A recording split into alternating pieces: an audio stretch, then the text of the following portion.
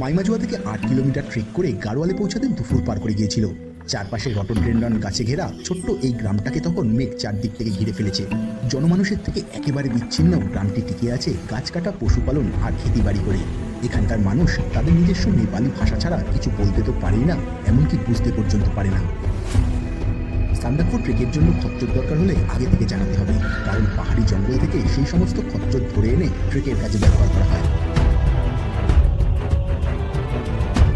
সন্ধেবেলায় বাইরে কনকনে ঠান্ডা, সঙ্গে বইছে ঝোড়ো হাওয়া। হোমস্টে থেকে আমাদের থুম্বা দিয়ে গেল খেতে।